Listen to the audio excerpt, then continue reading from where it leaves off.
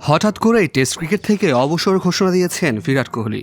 কিংবদন্তি এ ব্যাটসম্যানের এমন সিদ্ধান্তে অবাক ভারতের ক্রিকেট মহল থেকে শুরু করে ভক্ত সমর্থকরাও। ভারতের সাবেক স্পিনার হরভজন সিং এর মতো অনেকেই সামাজিক যোগাযোগ মাধ্যমে প্রশ্ন তুলেছেন, হঠাৎ কেন এমন সিদ্ধান্ত? অবসরের ঘোষণার পর থেকে আবেগঘন বার্তায় সিক্ত হচ্ছেন কোহলি। তবে এর পাশাপাশি উঠেছে নানা প্রশ্ন।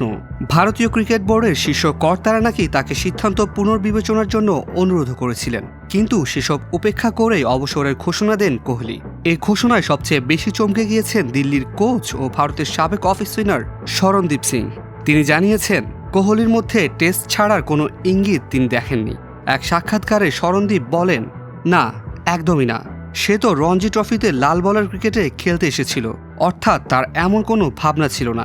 শরণদীপ আরও জানান, কোহলি ইংল্যান্ড সফরের প্রস্তুতিও নিচ্ছিলেন। সে ইংল্যান্ড সিরিজের টেস্ট ম্যাচ নিয়েও কথা বলেছে, এমনকি বলেছিল যতগুলো সম্ভব সেঞ্চুরি করবে, যেটা সে 2018 সালে করেছিল ইংল্যান্ড সফরে। ওখানে প্রচুর রান করেছিল।